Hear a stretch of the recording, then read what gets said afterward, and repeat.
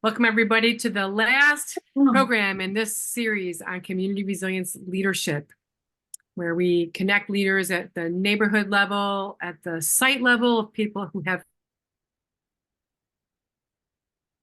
libraries, community centers, and then hubs at the big sites. We'll talk about that. Can you go ahead? Thank you. And the next one. As I said, this is the fourth session of 4. We're focusing on climate-friendly, sustainable solutions tonight. And these themes apply anywhere, but the stories are from the South Bay. They're close to home. Next, please.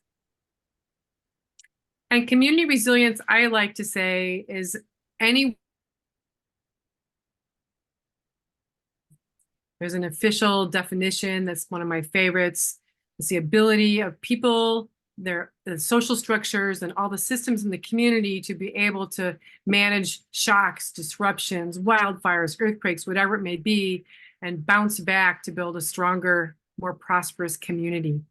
And everybody can think about what resilience means to you. We are a resilient region here in Santa Clara Valley, and regions are a really important tipping point for relationships close to home in your local communities, and all the communities come together and they can have a lot of impact on a regional level, and then they have a lot of impact on the states and the nations and the world, where things tend to move more slowly. Next, please. We talk about resilient places at different scales. So you can be resilient in your neighborhood with your neighbors. Any kind of program in your apartment building or in your Rotary Club or any other service group, even if you don't have a shared facility, that's a really important level of resilience. And then if you're with a group that has a facility site, you can do resilient programs, like our library did a whole series on climate change. And then when you have more programs, multi-purpose programs, and features like backup power, we call those full-service resilience hubs. And there's a national model from the Urban Sustainability Directors Network and a California model called Community Resilience Centers. By the way, you'll be getting copies of the slides afterwards, and you can click on those links. And often those hubs are built with a collaboration of sites, because it's pretty rare that one particular location can do everything that needs to get done. So partnerships and collaboration. Thank you. Next.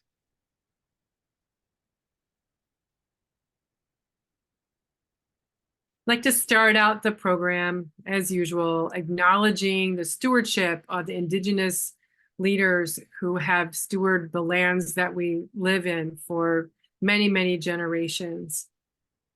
This Native Lands CA website has a lot of information about the tribes that have been here for looking at and reading more about it. And our hope is that this class and the relationships that we build here and the programs that we kick off here help us be better stewards for the generations going forward. Here's our agenda for tonight. As usual, we're going to have a mix of listening to stories, and then we're going to have a couple different breakout sessions where we'll be able to talk with each other. Happy to Indy's here with us tonight. Thank you so much for co-hosting. And we have a little special thing at the end of tonight's class, which is since it's the last class, we're going to harvest the learning and the reflections that have come out of our time together for the last half hour and see where we want to go next. Thank you. All right, so let's dive into tonight. Overview of my view of what climate resilience is. And the first message is that adding another piece to the pieces that we've been talking about already in this class. To be climate resilient, you need to be emergency ready so that you can respond to wildfires and smoke and air pollution and power outages and high heat and all the work that we learned about in the first class with climate resilience too. So is community mutual support that we learned about in the second class, and those stories that we heard, because you need to be able to have support systems to recover after emergencies. And then sustainability adds in the everyday piece of us practicing new ways of lowering greenhouse gas emissions, living with less waste, and using less stuff so that we can live within the limits of our planet, our beautiful planet that we call home. So I'm going to share one of my favorite definitions from Pathways to Resilience about climate resilience connecting people, the planet or the environment, and the economy, how things work in our society. And here are some of the words you might have heard of before about climate resilience being mitigation, adaptation, and deep democracy. I'm going to talk about those a little bit. Mitigation is the sustainability piece where we're stopping the climate harm, planet harm by lowering greenhouse gas emissions and lowering our consumption. And some of those kinds of programs are electrifying our homes and our cars, having our energy usage be more local clean energy, and eating in a more sustainable way. We heard about some of those programs, for example, with Collaborate Mountain View already, and we're going to hear some more from climate resilient communities tonight. Adaptation is the adjustments that we make to be able to respond to the climate changes that are happening. And as I said, emergency readiness and community mutual support are part of that, to be able to deal with the change in the environment and the weather and the power going out all the time, flooding from sea rise and water quality changes. We have to adapt our economic systems too for production and exchange or trade and how we manage waste. And finally, the term deep democracy refers to getting along with each other and being inclusive and respectful, kinds of practices that we've been practicing in this class. Collaboration, especially in communities that are already feeling the impacts of climate change, new climate realities. One of the principles that is the most useful and practical and important is that people who are affected by decisions make those decisions because they live with the consequences. And that's partnerships, collaboration, the idea of partnerships that bring business and government and nonprofits together, like the Climate Collaborative, are really important. The dignity of people having their basic needs met, ending extreme poverty and hunger, and legal rights of nature, so that that's a whole movement that is really makes my heart feel good, to have nature have a voice in our legal systems. Our children often file lawsuits for the rights of nature so that they have a nature and environment to live in when they grow up. So these are different areas of climate resilience. It isn't just one thing, and it's not, it can seem huge and overwhelming, but really there's a lot that we can do today in our day-to-day lives. The impacts are happening now, and it's time for us to step up and be climate leaders. And the next slide will show you how that's happening already. Many of us on this call are already climate leaders, even though we may not have thought of ourselves that way. Here's just a sample of climate resilience leadership. Collaborate Mountain View, as I mentioned, has programs on green teams, and the cities in the area have climate action plans for when they're going to be carbon neutral by 2030, 2035, 2050. Camille's going to talk about the Regional Climate Collaborative, and there are other regional organizations and a government that are government affiliated. And then NGOs or nonprofits. There are many different organizations across education, community place-based organizations, faith-based organizations, and youth-based organizations. We've heard stories from several of them in this program too, from Veggielution, Climate Resilient Communities Tonight, and several of the faith-based organizations. And then business also has a really important role to play. So if you look around, there are lots of climate leaders, and we need as many as we can get. Yeah, and what I love about this list, I think, is like how many people are already doing it, and like seeing like how many hands are on the same deck, but maybe like the opportunity to like bring deeper cohesion into it will be something we'll talk about more here too. Thanks for putting this together, Leslie. Thank you. Take it away, Camille. If you want to introduce Cade, that would be wonderful. Of course, of course. So I work at Climate Resilient Communities along with Cade Kennedy, who is our Director of Programs. I got his title wrong here on the slide. Sorry, Cade. I'll let Cade introduce himself, but he's going to share more about like what environmental justice means to him and how it's kind of come into the fruition of the work that we do here at Climate Resilient Communities. Cade, thanks for joining us tonight. Go ahead and start whenever you're ready. Yes, thank you all for having me. As Camille mentioned, my name is Cade Kennedy. I'm the Director of Programs here with Climate Resilient Communities. And I think Camille is going to talk a little bit more about our programs, the kind of things that we do here at CRC. But we are a grassroots environmental justice organization right here in the Bay Area, really focused on communities that are going to be on the front line of climate change. And so in Southern San Mateo County, that means we work most in East Palo Alto, EPA, the Bellhaven neighborhood of Menlo Park, and also North Fair Oaks, which is an unincorporated community in San Mateo County. But I thought I would start today by talking a little bit about my story, what drove me to work in climate, and hopefully illustrate some important kind of lessons about environmental justice, and climate resilience along the way.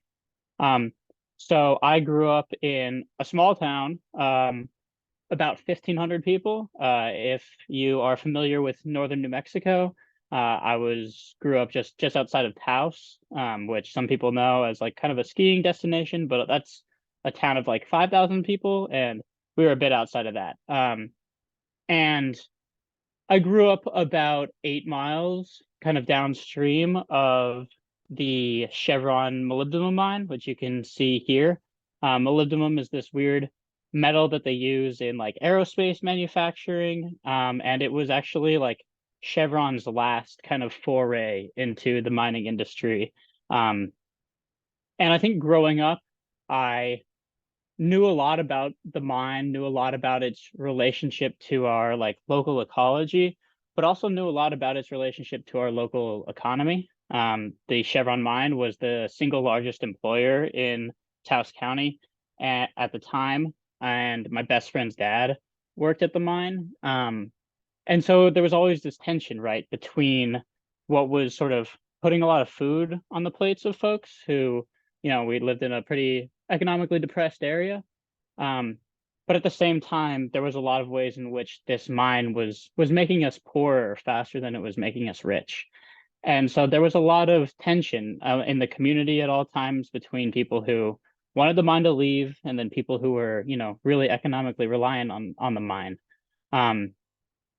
But as kind of the environmental devastation kind of continued to grow, that tension started to become more and more severe. It started to really corrode a lot of the relationships between people in the community. And if you go to the next slide, Camille. So that little smiley face is me. That's the best I can do in terms of my slide art. But kind of right there between Cuesta, Taos, where I grew up, and you can see there the Red River is one of the rivers that leads into the Rio Grande, and is right where the Molycorp molybdenum mine was positioned. And there were a lot of tailings and copper sulfate that were leaching out of the mine into the local stream. People who lived, you know, right near the stream, there was folks who, you know, had their kind of had their fingernails falling out, had their hair turning white, bad rashes, a lot of really like severe kind of environmental consequences from this mine being so close to where they live. And there was a lot of organizing the community to try and mount a cohesive voice to try and get the mine shut down. And that never happened. It never worked. We were never able to get enough people together to demand that the mine be closed, demand that everything was cleaned up. And what ultimately happened was they hit kind of the limit of profitability on the mine, and the mine closed on its own in 2014. And so everyone lost their jobs. And the town was left with $1 billion Superfund, federal Superfund site, meaning that this is a site that is so contaminated and so environmentally degraded that it couldn't be kind of repaired without federal resources. So it's going to cost, $1 billion for an area of the country that has, maybe a total of 30,000 people in the entire county. And that was sort of the worst of all outcomes in a lot of ways. It was like we couldn't close it down before it had degraded everything so severely.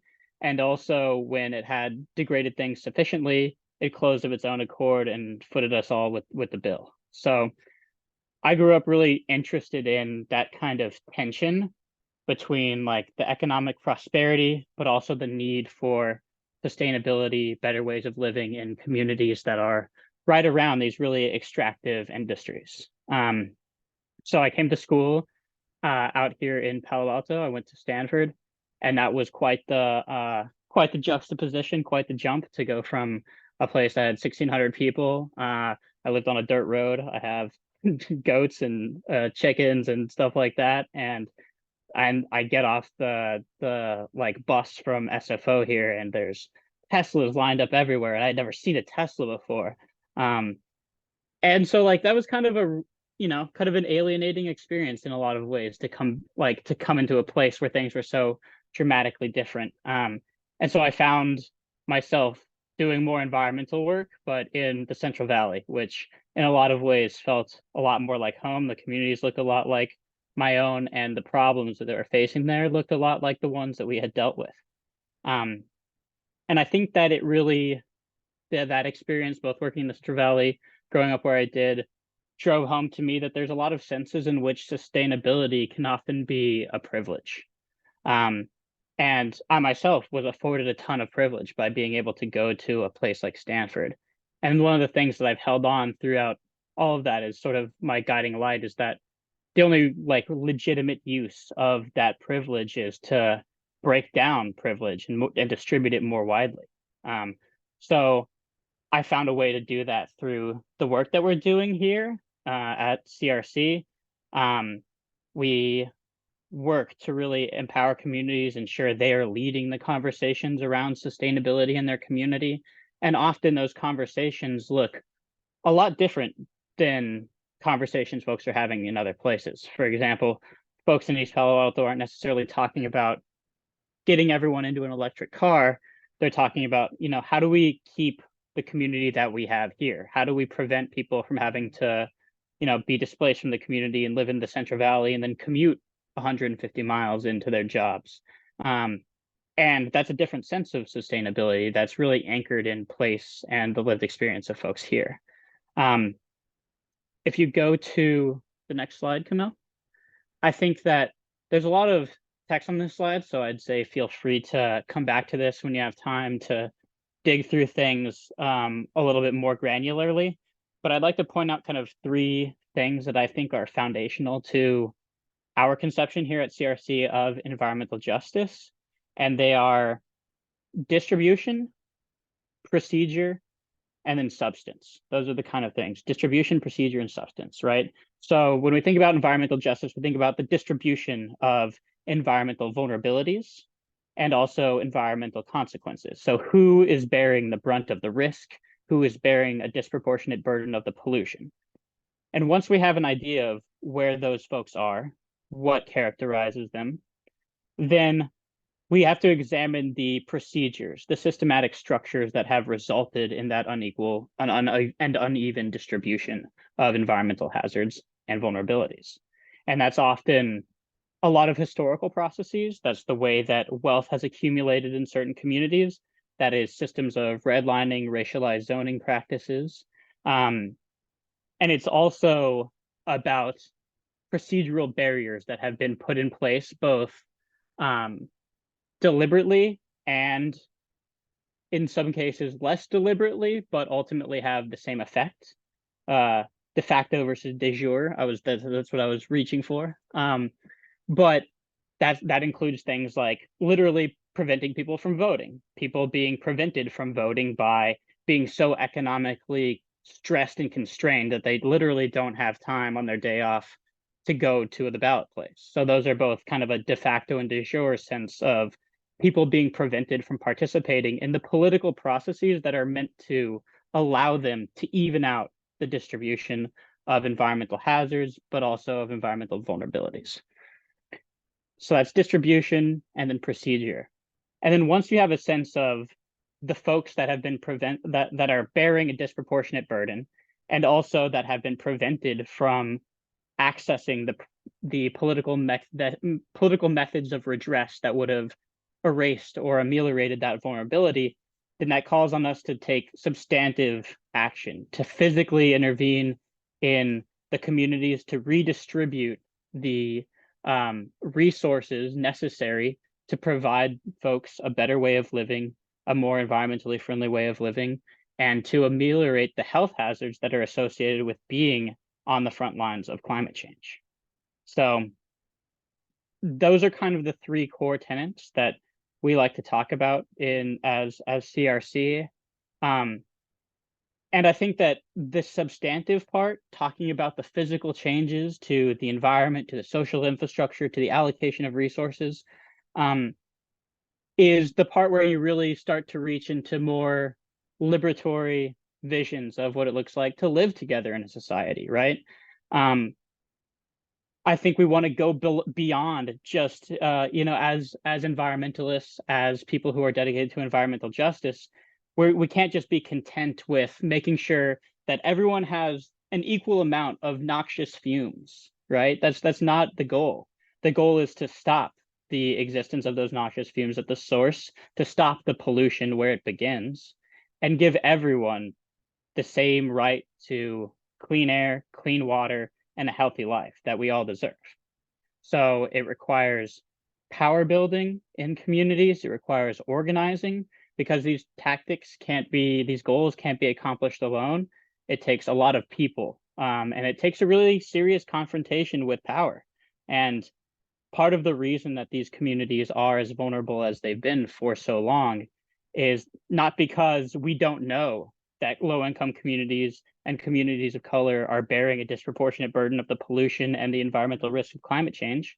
It's not because we don't know that that's the case. It's because these communities don't have the power to push back and to demand a different way of being. And so we're really interested in the ways that we can build that power in our communities and really gear that power towards substantial, tangible climate adaptations that make everything safer for all of us. So I can pause there. I'll turn it back to Camille, who's going to guide us a little further. Thank you. I just don't want to talk anymore. That was really wonderfully said, Kate. Thank you so much. To give us some time to process what Kate shared, and just like connect with each other, we're going to go into breakout rooms for a little bit. Instead of the team type, we're just going to have it be random breakout rooms, and we'd like for you to reflect and explore climate readiness. So you'll share your name and the resilience group affiliation that you have in the space, and how you've experienced climate change in your own life, thinking back of like, we all have a story that maybe that after hearing Cade's story, it's bringing up something that you remember of a climate change experience in your life. So we're going to share that. And then if you are considering on doing any sustainability or climate work with a group. So have you thought about like climate work? Like, what does that look like when you're considering options for getting involved? As a reminder, before we go into breakout rooms, these are the group agreements, and I know it definitely fills me up too. So yeah, I'm going to be talking about regional data that we have, the programs that we do at CRC, and the community climate change teams that we host in 3 neighborhoods, but we're expanding to host in more as we get more grant funding. And then I'll end it with talking about Santa Clara County's Climate Collaborative. My name is Camille Lang. I'm the Special Projects Manager here at Climate Resilient Communities. So this is just like an overview of what CRC is and what we do in the community. We're going to talk about like how we are, we're a community-based organization that really tries to switch the hierarchy of power and understanding that the community needs to lead and needs to have voice all throughout a process. Whatever project, program, initiative that they're working on, we want them to be the one that's kind of dictating that for us. And we communicate that out to other funders and other opportunities. So I'll show you how it works. Cade mentioned that we work mostly in North Fair Oaks, East Palo Alto, and Belhaven, which are southern San Mateo County communities. But as we kind of get more, we're expanding into Santa Clara County. I was talking to Harry about this in our breakout room that we're moving because of the Santa Clara County Climate Collaborative. We're meeting a lot of people in Santa Clara County working in Alviso, East San Jose, Gilroy, and Sunnyvale now to like kind of find some safe spaces to grow and then expanding from there. So let's look at the demographic information. We see in our communities from the data that in Belhaven, North Fair Oaks, and East Palo Alto, the ones that we spent most time historically, that there's high poverty, high pollution burden, and high housing burden. You can see the relationships between like there's a housing crisis in California, and so that housing burden is much higher, but it's disproportionately more challenging in these communities. These are the demographics of the communities. You can see there's a high Hispanic population in all 3 of these communities. We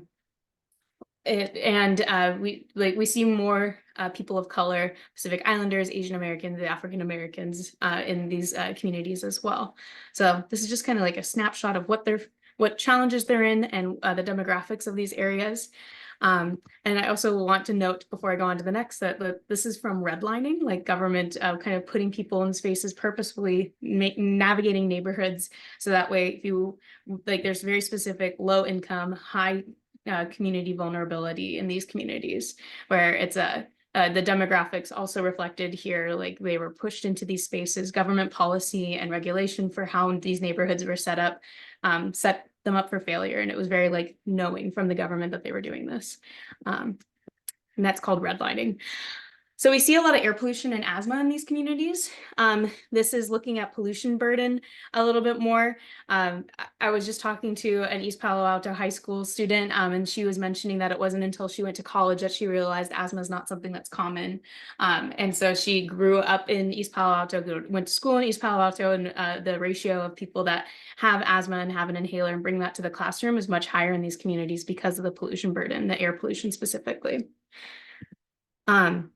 There's also a disproportionate urban heat map, so when you look at urban heat maps, we see disproportionate tree coverage.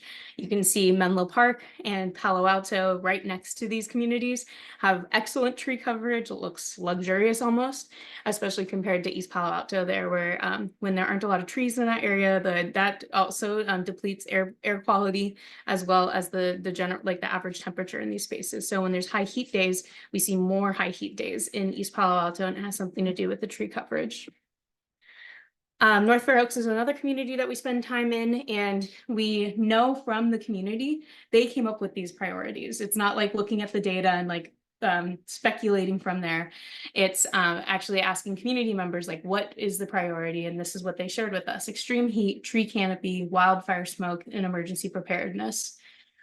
And you can see they're not concerned about climate justice. They're not concerned about climate change. These are the impacts of climate change that they're seeing in their community, and those reflect as like their top priorities. When we're thinking about extreme heat, I found some data about extreme heat in Gilroy, and that's how we've kind of been that's where our partnerships have been leading us, is to address extreme heat issues. In a medium emission scenario, so medium emissions is like if we continue emitting the same amount of CO2 into the atmosphere that we are right now, Gilroy could experience 24 extreme heat days by 2050. which like is right around the corner when you think about it. And historically, they've only experienced 4 extreme heat days per year. Extreme heat days are when it's over 100 degrees for more than 4 hours during the day. And if we keep emitting the same amount of CO2 we do into the atmosphere, Gilroy is going to be disproportionately impacted by high heat days compared to other cities and neighborhoods in Santa Clara County, just because of where they live. So this is also, when we're working with community members, we ask them to like kind of share their experience with climate events. And this is from a survey that we hosted a few years ago.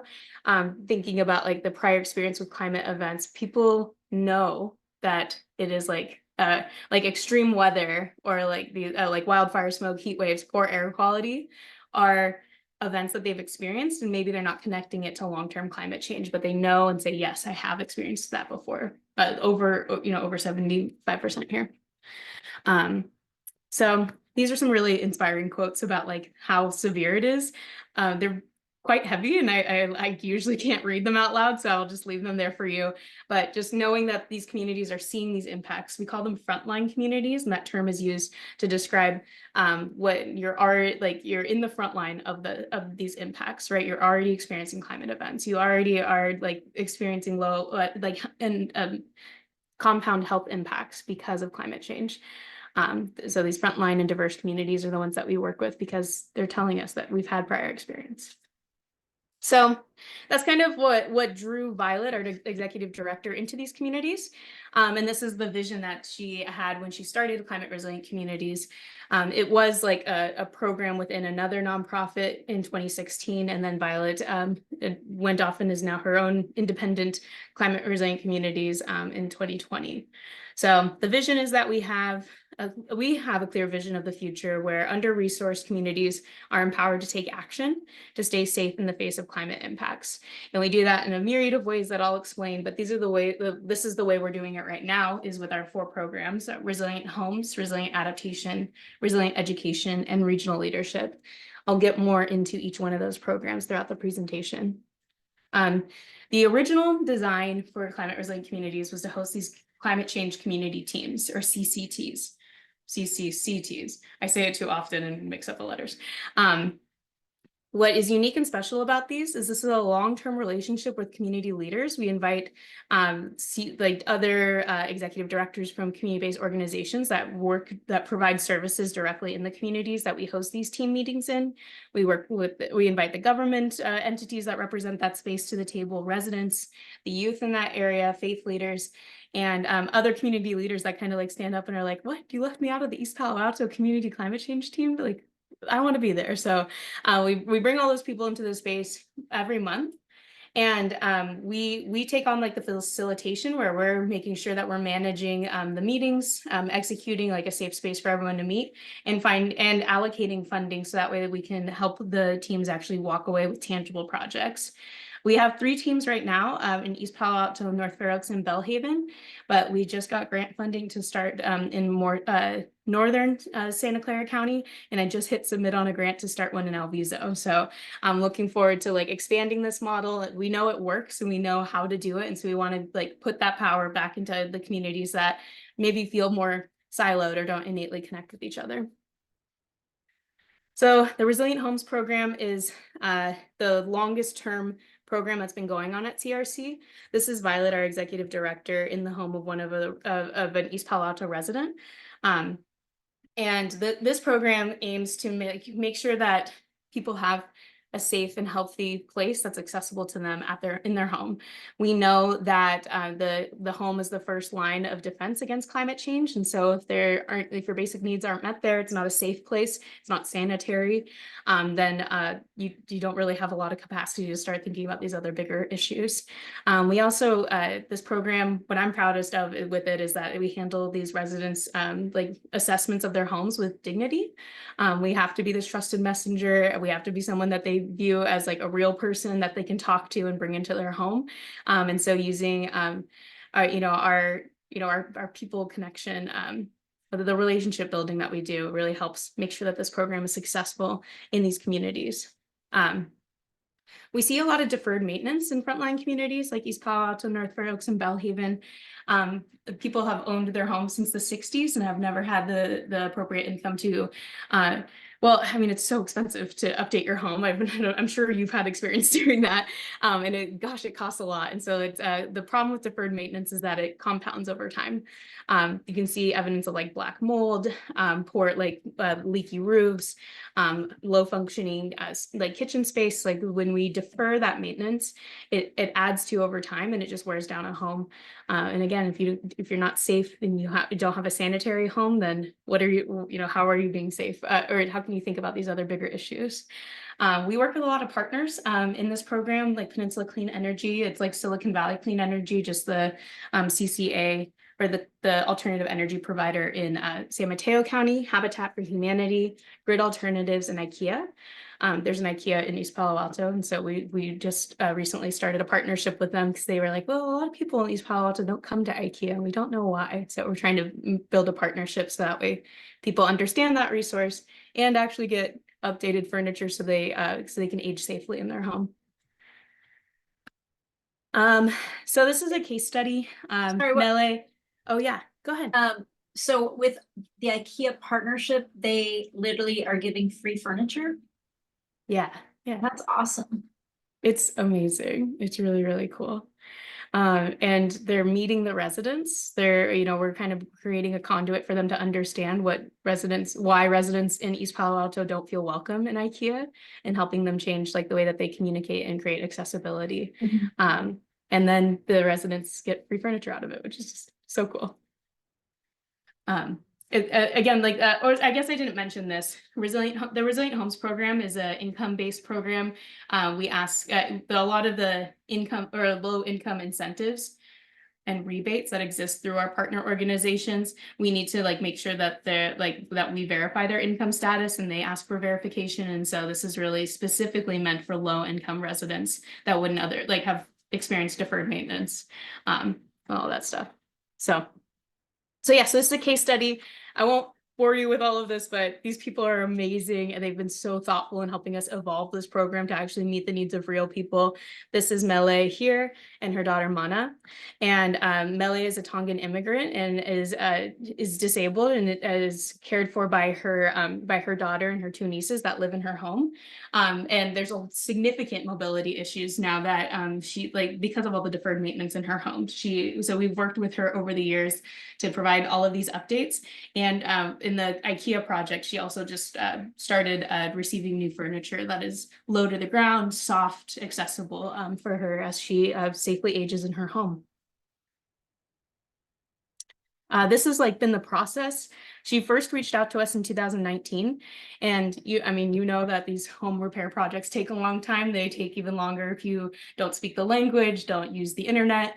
And so we've been kind of chipping away at these big problems with her over time. I got to add the IKEA project to this slide. I'm missing it now, but you can see kind of how we stay connected, build a long-term relationship, and when there's trust, then we see tangible impact through the timeline.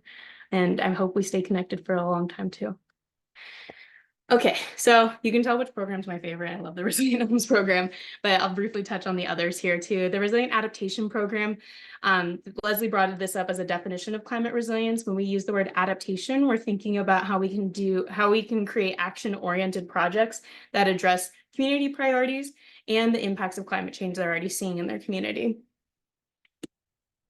A program that we have going on right now that just received funding from the Environmental Protection Agency is installing rain gardens and cisterns in East Palo Alto. And we have ongoing community engagement with the community climate change team in East Palo Alto, and they kept coming to us every month and saying we need jobs in East Palo Alto. We need people to be able to stay and work in the same city. And we are tired of seeing all of this flooding. 50% of East Palo Alto is in a FEMA flood zone, and the FEMA flood maps aren't 100% accurate of exactly where it floods. And so they see consistent flooding almost every time it rains, and in most of the neighborhoods. And so we thought about what can we do to add more jobs to the area? What can we do to help mitigate flooding in the future? And we came up with an idea to install rain gardens and rain cisterns in the East Palo Alto community. And so staying connected, continuing to brainstorm this solution with the community led us to applying for a federal grant. And we've installed, I think, almost 20 out of the 25 rain gardens that we are obligated to install. And we installed 10 before the rainy season. And those, not just the home, but the neighborhoods also saw significantly reduced flooding in the area. And they have someone that's going to continue to come to their home and do maintenance on the rain garden, make sure that it's functioning, make sure that it's flowing for 5 years as part of the funding for the grant too. Okay. We were involved in a high tide study with the Resilient Adaptation Program too. Like I mentioned, the FEMA flood maps we saw were inaccurate because we're actually out in the community and we hear from the community of where it floods and how significant and consistent it is. So we were in partnership to study where sea level rise and flooding, where sea level rise specific flooding is happening in East Palo Alto.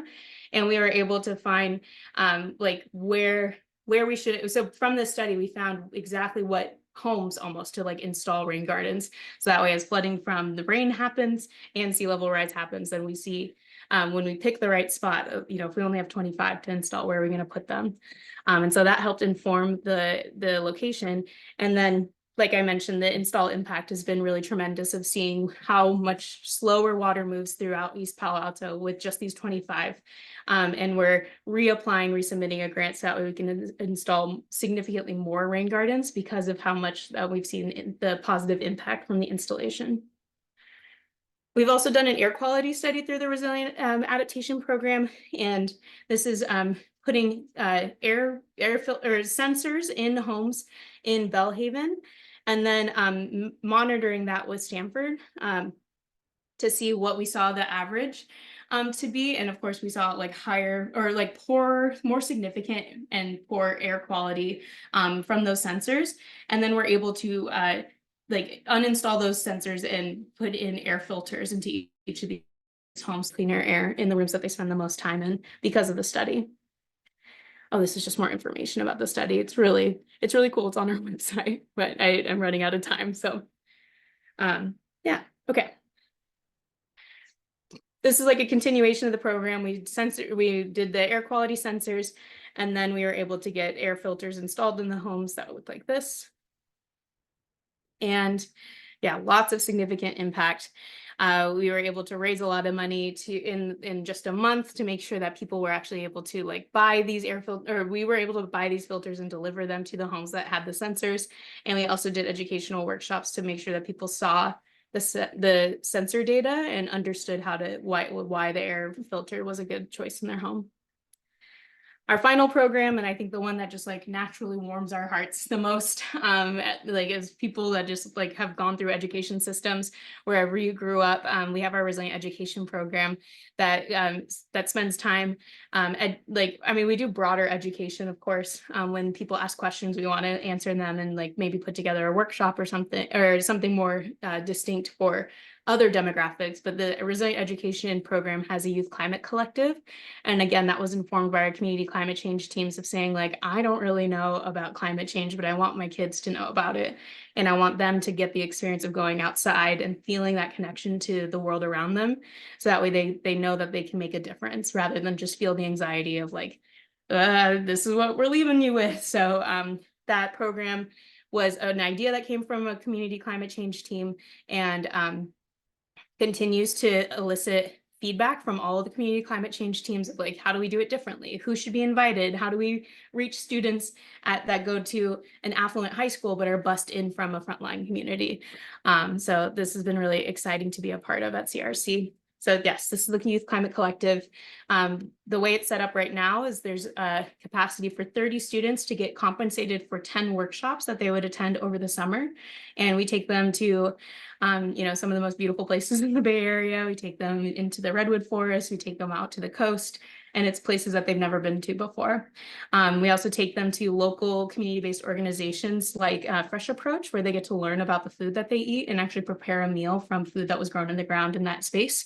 And then we give them the capacity, or we teach them how to advocate for what they want and what they need, based off of the information that's shared here. So students have shared with us that they think the most exciting part about the YCC program is that they felt like they knew and had a reason to advocate for the change they want to see.